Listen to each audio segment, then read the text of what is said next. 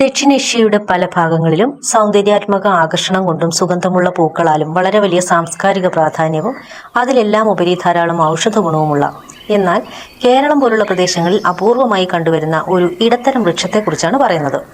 Indian coke ട്രീയുടെ സവിശേഷത, വളപ്രയോഗം, കീടങ്ങളും രോഗങ്ങളും, പാരമ്പര്യ വൈദ്യ ഉപയോഗം, പുനരുൽപാദനം എന്നിവയെക്കുറിച്ചാണ് ഈ വീഡിയോയിൽ ഞങ്ങൾ ഉൾപ്പെടുത്തിയിരിക്കുന്നത്. വിവരങ്ങൾ വിശദമായി അറിയാൻ വീഡിയോ മുഴുവനായും കാണുക. കൂടാതെ ഈ വീഡിയോയെക്കുറിച്ചുള്ള നിങ്ങളുടെ അഭിപ്രായങ്ങളും പ്രതികരണങ്ങളും ലൈക്കായോ കമൻറ്റായോ രേഖപ്പെടുത്തുക. ഒപ്പം മറ്റുള്ളവരിലേക്ക് ഷെയർ ചെയ്യുക. ഇതുപോലുള്ള ചെടിയെക്കുറിച്ചുള്ള വിജ്ഞാനപ്രദമായ വീഡിയോകൾ തുടർന്നു ലഭിക്കുന്നതിന് ഈ ചാനൽ സബ്സ്ക്രൈബ് ചെയ്യുക.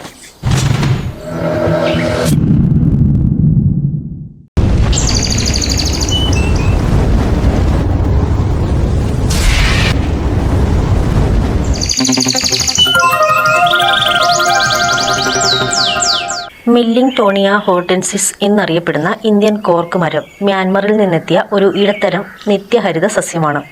തെക്കുകിഴക്കൻ ഏഷ്യയിൽ പ്രകൃതിയാൽ കണ്ടുവരുന്ന ഈ ചെടി ദക്ഷിണേഷ്യയിലും വ്യാപകമാണ്. ഈ ജനുസിനെ ആദ്യമായി വിവരിച്ചത് കാൾ ലിനേഴ്സ് ആണ്. യങ്ങറിന് പ്രചോദനമായ സർ തോമസ് മില്ലിംഗ്ടോണിന്റെ പേരിൽ നിന്നാണ് മില്ലിംഗ്ടോണിയ എന്ന ശാസ്ത്രീയ നാമം ഇതിന് ലഭിച്ചത്.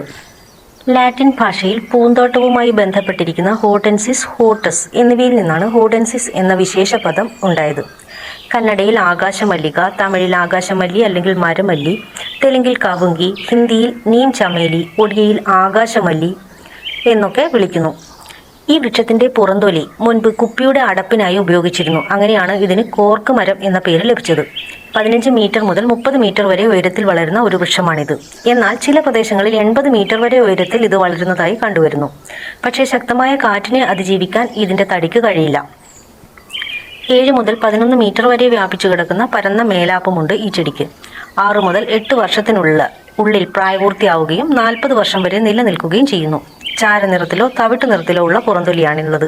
ചെറുപ്പത്തിൽ മിനുസമാർന്നതും എന്നാൽ പ്രായത്തിനനുസരിച്ച് ഈ പുറന്തൊലി പരുക്കനും അതിൽ വിള്ളലും ഉണ്ടാകാറുണ്ട്. ഈ മരത്തിന്റെ ഇലകൾ സംയുക്തമായാണ് കാണപ്പെടുന്നത്. 7 മുതൽ 15 ലഘുലേഖകളായി മധ്യതണ്ടിൽ എതിർവശത്തായി അത് വളർന്നു കാണപ്പെടുന്നു.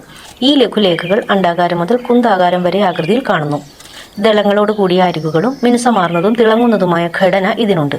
ഇവയുടെ മുകൾ ഭാഗം കടും പച്ചയും അടിവശം ഇളം പച്ചയുമാണ്. ഈ മരത്തിന്റെ പൂക്കൾ വെളുത്തതും കാഹളത്തിന്റെ ആകൃതിയുള്ളതും വലിയ പാനിക്കുകളായി വളർന്നു കാണപ്പെടുന്നതുമാണ്. ചെന്നൈ പോലുള്ള ചില സ്ഥലങ്ങളിൽ ഇത് പൂത്ത് കാണാറില്ല.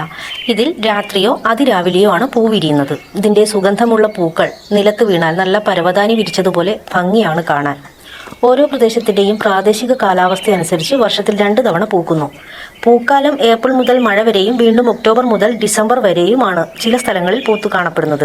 ചില സ്ഥലങ്ങളിൽ അത് നവംബർ മുതൽ ഫെബ്രുവരി വരെ പൂക്കുകയും കായ്ക്കുകയും ചെയ്യുന്നു. ഏപ്രിൽ മെയ് മാസങ്ങളിൽ ഇതിന്റെ ഇലകൾ പൊഴിഞ്ഞ് പുതിയ ഇലകൾ കിളിർത്തു വരുന്നു. ഇതിന്റെ പൂക്കൾ അത്യധികം സുഗന്ധമുള്ളതും ബൈസെക്ഷൽ സൈഗോമോർഫിക്കുമാണ്. ഈ പൂക്കൾക്ക് 30 മുതൽ 40 സെന്റിമീറ്റർ വരെ നീളമുണ്ട്. മണിയുടെ ആകൃതിയിലുള്ള വിതളങ്ങൾക്ക് 5 ചെറിയ ഭാഗങ്ങളുണ്ട്. ഈ പൂവിന് സമാന്തര ആന്ത്രളുകളുള്ള 4 കേസരവുമുണ്ട്.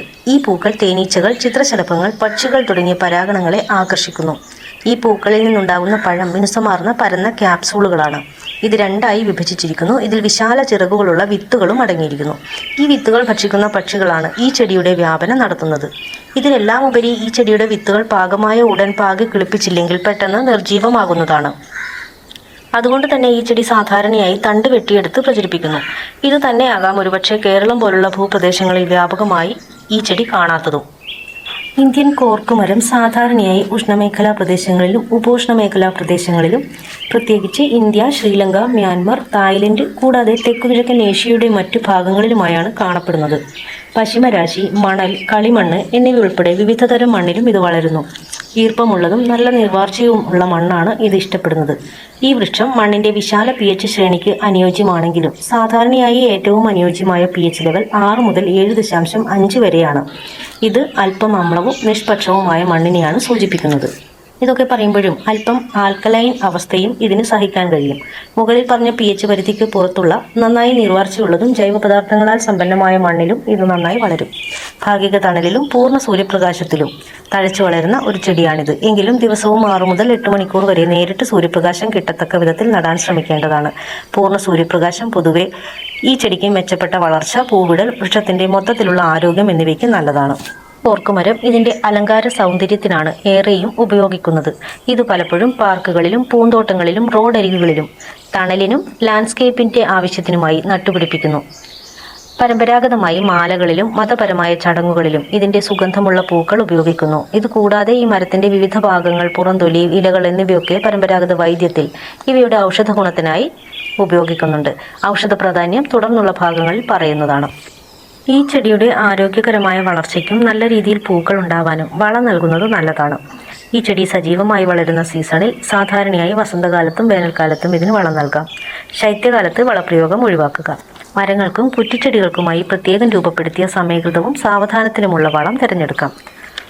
സൂക്ഷ്മ പോഷകങ്ങളോടൊപ്പം സമീകൃത വളമായ NPK, അതായത് നൈട്രജൻ, ഫോസ്ഫറസ്, പൊട്ടാസ്യം മിക്സ് 10ന്റെ തുല്യ അനുപാതത്തിലുള്ള വളം തിരഞ്ഞെടുക്കാം. വളം നൽകുമ്പോൾ മരത്തിന്റെ ഡ്രിപ്പ് ലൈനിന് ചുറ്റും വളം തുല്യമായി വിതറുക. ചെടിയുടെ ഇലയും തണ്ടുമായിട്ടുള്ള വളത്തിന്റെ നേരിട്ടുള്ള സമ്പർക്കം ഒഴിവാക്കുക.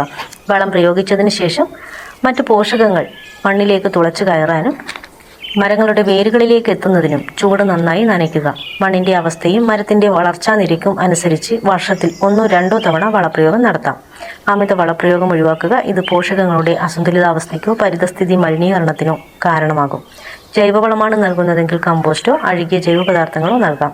ഇന്ത്യൻ കോർക്ക് ട്രീയെ ബാധിക്കുന്ന കീടങ്ങളും രോഗങ്ങളും: മുഞ്ഞ, മെലിബഗുകൾ, സ്കെയിൽ പ്രാണികൾ, വിഷമഞ്ഞ്, ഇലപ്പുള്ളി, റൂട്ട് ചീയൽ.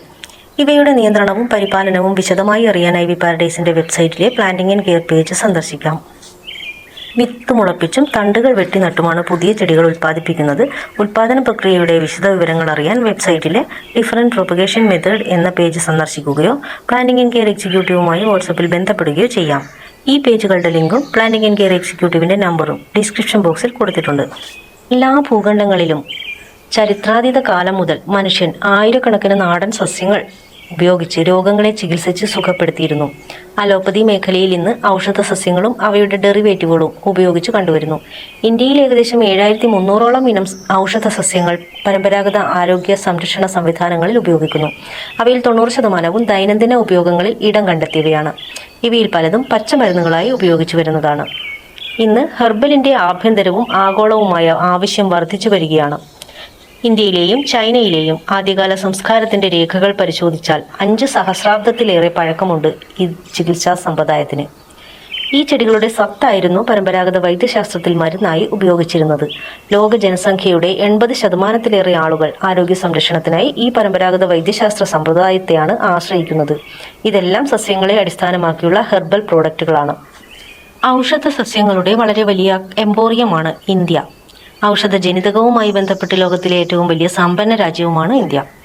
ഈ ഔഷധ സസ്യങ്ങളിൽ നിന്നാണ് ഇന്ത്യയുടെ ഏറ്റവും പരമ്പരാഗത ചികിത്സാ സമ്പ്രദായമായ ആയുർവേദവും സിദ്ധവും രൂപപ്പെട്ടത്. അതുകൊണ്ട് തന്നെ ഓരോ ചെടികളെയും കുറിച്ച് പരാമർശിക്കുമ്പോൾ അതിന്റെ ഔഷധ ഉപയോഗ മൂല്യങ്ങൾ പരിശോധിക്കാതെ ഞങ്ങൾക്ക് പലപ്പോഴും വീഡിയോ പൂർത്തിയാക്കാൻ കഴിയാറില്ല. അതുകൊണ്ട് തന്നെ കേരളം പോലുള്ള സ്ഥലങ്ങളിൽ ഇതുപോലുള്ള ചെടികൾ ധാരാളമായി കണ്ടുവരുന്നില്ലെങ്കിലും ഇതിന്റെയും ഔഷധമൂല്യം ഞങ്ങൾക്ക് വിശകലനം ചെയ്യേണ്ടതായിട്ടുണ്ട്. തായ്ലൻഡിൽ ഇതിന്റെ പുഷ്പത്തെ പീപ്പ് എന്ന് വിളിക്കുകയും ആസ്മ ചികിത്സയ്ക്കായി ഉപയോഗിക്കുകയും ചെയ്യുന്നു. ഇതിന്റെ തണ്ടിന്റെ പുറംതൊലിയിൽ ആന്റി ആസ്മാറ്റിക് മൈക്രോബയൽ പ്രോപ്പർട്ടികൾ അടങ്ങിയിരിക്കുന്നതിനാൽ ശ്വാസകോശ ടോണിക്കായി കഴിക്കുന്നു. ഈ മരത്തിന്റെ ഇലകളിലും വേരുകളിലും ആന്റി ആസ്മാറ്റിക്, ആന്റി മൈക്രോബയൽ ഗുണങ്ങളുണ്ട്. അതുപോലെ ക്ഷയരോഗ ചികിത്സയ്ക്കും ഈ ആന്റി ആസ്മാറ്റിക് ഗുണം ഫലപ്രദമാണ്. ഇതിന്റെ ഇലയിൽ ആന്റി മൈക്രോബയൽ ഗുണങ്ങളും അടങ്ങിയിട്ടുണ്ട്. ചില സ്ഥലങ്ങളിൽ പ്രാദേശികമായി ഇതിന്റെ ഇലകൾ പുകയിലേക്ക് പകരമായും ഇതിന്റെ തണ്ട് ചുമയ്ക്ക് ഒരു ലംഗ് ടോണിക്കായും കഴിക്കുന്നു. ഇതിന്റെ പൂക്കൾ ഉപയോഗിച്ച് ചില സ്ഥലങ്ങളിൽ മഞ്ഞച്ചായം ഉണ്ടാക്കുന്നു. തൊണ്ടയിലെ ചികിത്സയ്ക്കായി ചില പരമ്പരാഗത ആചാരങ്ങളിൽ പുകവലിക്കായി പൂക്കൾ പുകയിലയിൽ ചേർത്ത് പുകവലിക്കുന്നു. പല പ്രാദേശിക സംസ്കാരങ്ങളിലും വാദം, ക്ഷയം ഉൾപ്പെടെയുള്ള രോഗങ്ങൾക്ക് ഇത് ഒരു ഔഷധമായി ഉപയോഗിച്ച് കണ്ടുവരുന്നു. ഈ മരത്തിന്റെ പുറംതൊലിക്കും ഇലകൾക്കും വിരുദ്ധ ബാഹ്യാവിഷ്കാര ഗുണങ്ങളുണ്ടെന്നും ഗവേഷണങ്ങൾ തെളിയിച്ചിട്ടുണ്ട്. മുറിവുകളുമായോ കോശജ്വലനാവസ്ഥകളുമായോ ബന്ധപ്പെട്ട വീക്കം കുറയ്ക്കുന്നതിന് ഇത് ബാഹ്യമായി ഉപയോഗിക്കാം. ഈ മരത്തിന്റെ സത്ത് പനി കുറയ്ക്കാനായി ഇതിന്റെ പുറംതൊലിയിൽ നിന്നോ ഇലകളിൽ നിന്നോ ഉണ്ടാക്കുന്ന കഷായം ഉപയോഗിക്കുന്നു. ഇതിന്റെ സത്തിൽ കാണുന്ന ചില സംയുക്തങ്ങൾ ബാക്ടീരിയ, ഫംഗസ് തുടങ്ങിയ വൈറൽ അണുബാധകളെ ചെറുക്കാൻ സഹായിക്കുന്ന ആന്റി മൈക്രോബയൽ ഗുണങ്ങൾ ചില ഗവേഷണങ്ങളിൽ പ്രകടിപ്പിച്ചിട്ടുണ്ട്. ഈ ചെടിയുടെ ഭാഗങ്ങളിൽ നിന്ന് നിർമ്മിക്കുന്ന ഔഷധങ്ങൾ ചർമ്മത്തിലെ പ്രകോപിപ്പിക്കലുകൾ, തിണർപ്പുകൾ, ചെറിയ മുറിവുകൾ എന്നിവയെ ശമിപ്പിക്കാൻ പ്രാദേശികമായി ഉപയോഗിച്ചിരുന്നു. ചില ഡെർമറ്റോളജിക്കൽ അവസ്ഥകളുടെ മാനേജ്മെന്റിനും ഗുണം ചെയ്തേക്കാം.